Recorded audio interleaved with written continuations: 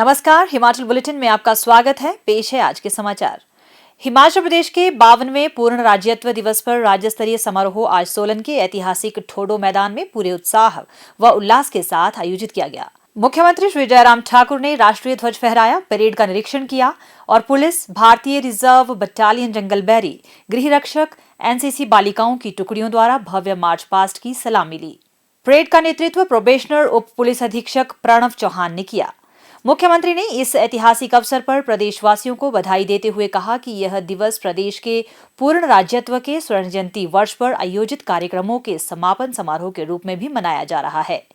उन्होंने प्रदेश के विकास की मजबूत नींव रखने के लिए हिमाचल निर्माता और प्रदेश के प्रथम मुख्यमंत्री डॉक्टर वाईएस परमार को श्रद्धांजलि अर्पित की। उन्होंने देश की सरहदों की रक्षा के लिए अपने प्राणों की आहुति देने वाले स्वतंत्रता सेनानियों और सैनिकों को श्रद्धांजलि अर्पित की। मुख्यमंत्री ने कहा, मैं आज के इस पावन अवसर पर आप सबको बहुत बहुत बधाई और शुभकामनाएं देता हूं। देवभूमि हिमाचल को 25 जनवरी 1971 को पूर्ण राज्य का दर्जा मिला था और भारतीय संघ का 18वां राज्य बनने वाला जो प्रदेश आज पहाड़ी राज्यों में ही नहीं बल्कि देश के कई बड़े राज्यों के लिए विकास का पथ प्रदर्शक बन गया है। प्रदेश के पूर्ण राज्यत्व के 50 वर्ष पूरे होने के इस अवसर पर हमने बीते वर्ष स्वर्ण जयंती वर्ष के रूप में मनाया। आज के इस आयोजन को हम स्वर्ण जयंती वर्ष के समापन समारोह के रूप में मना रहे हैं और मुझे इस बात को लेकर के प्रसन्नता है। 50 वर्ष के सफर में कई आयाम ऐसे आए जहां हिमाचल प्रदेश ने बहुत कठिन परिस्थितियों में आगे बढ़ करके अपना विकास का मार्ग कभी भी रुकने नहीं दिया। मुख्यमंत्री ने इस अवसर पर विभिन्न घोषणाएं करते हुए कहा, हिमाचल प्रदेश का सभी कर्मचारी भाइयों का बहुत बड़ा योगदान हिमाचल के विकास में रहता है। वो अपनी सेवाएं देते हैं और सेवाएं देने के साथ प्रदेश के विकास में अपना योगदान देते हैं।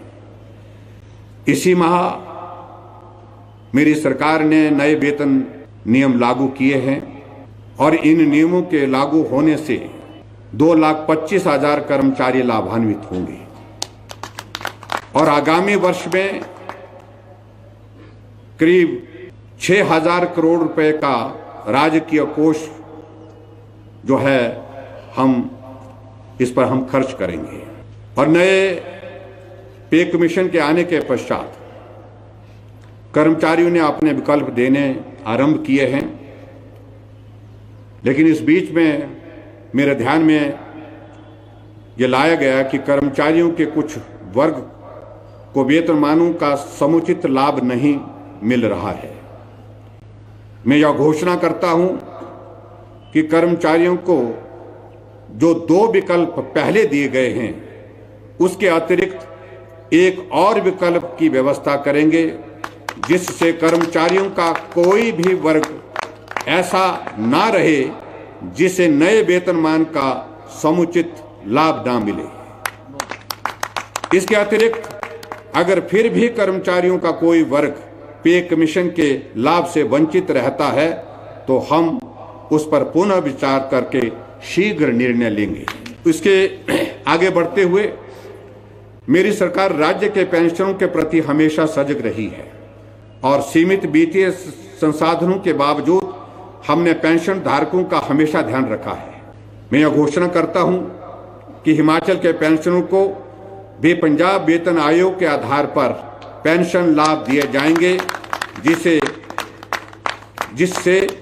1,75,000 पेंशनों को लाभ होगा और इस पर मुबलिक 2,000 करोड़ रुपए वार्षिक व्यय हिमाचल प्रदेश सरकार करेगी। ये भी मैं पेंशनर्स के लिए आज के इस अवसर पर खुशखबरी देना चाहता हूं। इसके आगे बढ़ते हुए अभी हाल ही में मेरी सरकार ने नए वेतनमान पर 28% डीए दिया है। सामान्यतः केंद्र सरकार और राज्य सरकार के डीए की दरों में 6 माह से 1 वर्ष का अंतर रहता है, परंतु आज मैं यह घोषणा करता हूं कि राज्य सरकार के कर्मचारियों को 31% डीए केंद्रीय कर्मचारियों की तर्ज पर देय तिथि से मिलेगा। इससे राज्य सरकार के खजाने पर कुल मिलाकर के 500 करोड़ रुपए की देनदारी आएगी, जिसको सरकार वहन करेगी। सरकार द्वारा यह निर्णय लिया गया है कि 2015 के बाद नियुक्त कांस्टेबल्स को अन्य श्रेणियों की तर्ज पर समान कार्यकाल उपरांत उच्च वेतनमान के लिए पात्र माना जाएगा। जो कांस्टेबल्स उच्च वेतनमान के लिए पात्र हो गए हैं, उन्हें प्री रिवाइज्ड स्केल के अनुसार उच्च वेतनमान का लाभ तुरंत प्रभाव से दिया जाएगा। इसके लिए विस्तृत निर्देश शीघ्र जारी किए जाएंगे।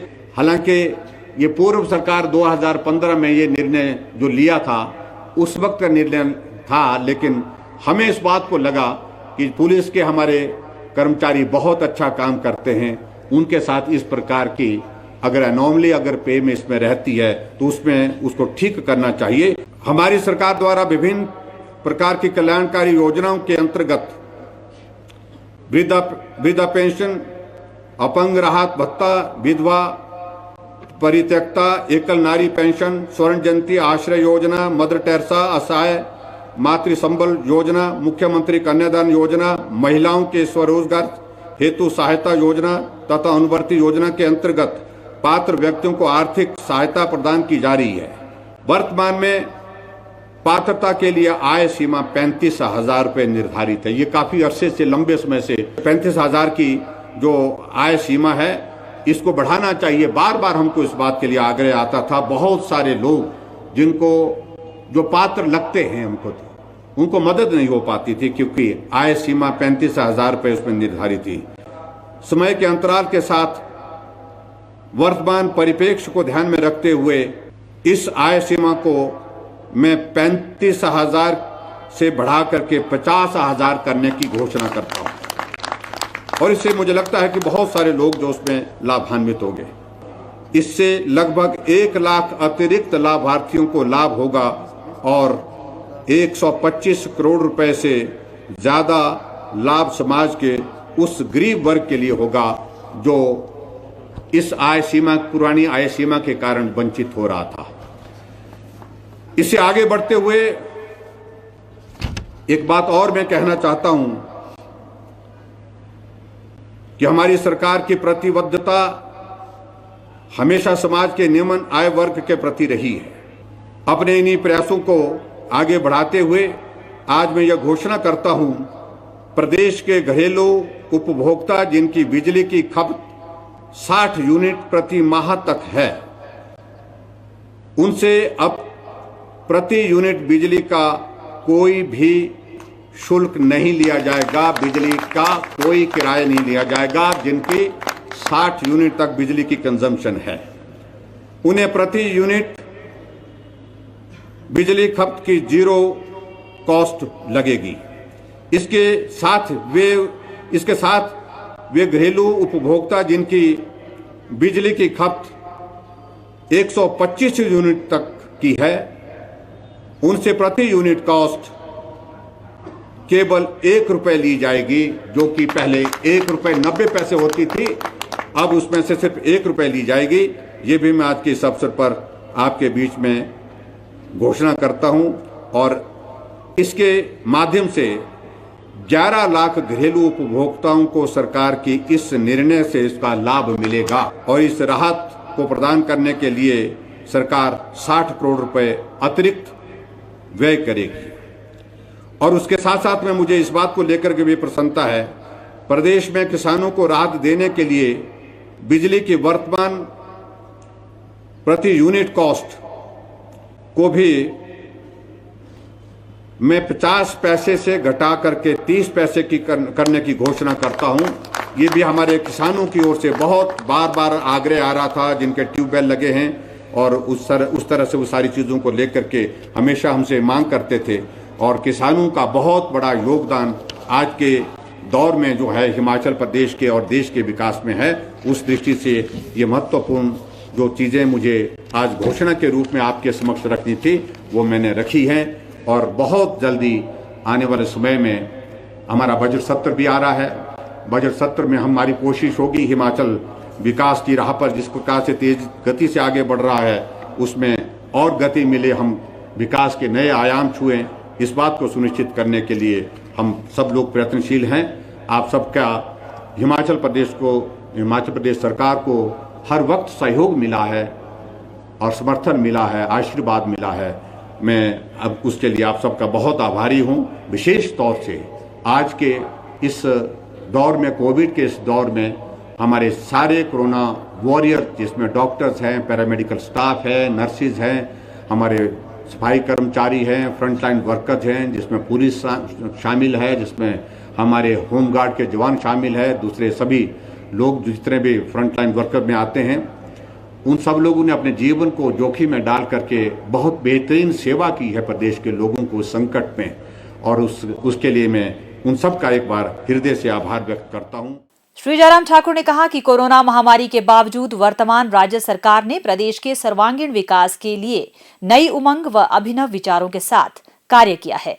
संतुलित व सर्वांगीण विकास तथा समाज के सभी वर्गों के कल्याण के लिए प्रधानमंत्री श्री नरेंद्र मोदी के सबका साथ, सबका विकास, सबका विश्वास, सबका प्रयास के मूल मंत्र को आत्मसात करके वर्तमान प्रदेश सरकार ने हिमाचल को विकास की नई ऊंचाइयां प्रदान की है।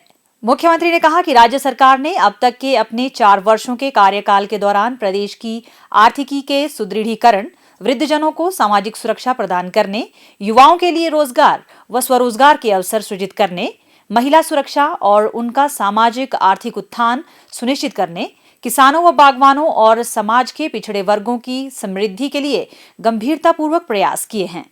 पिछले 4 वर्षों के दौरान 3108 किलोमीटर लंबी सड़कों और 240 पुलों का निर्माण किया गया है तथा 321 गांवों को सड़क सुविधा प्रदान की गई।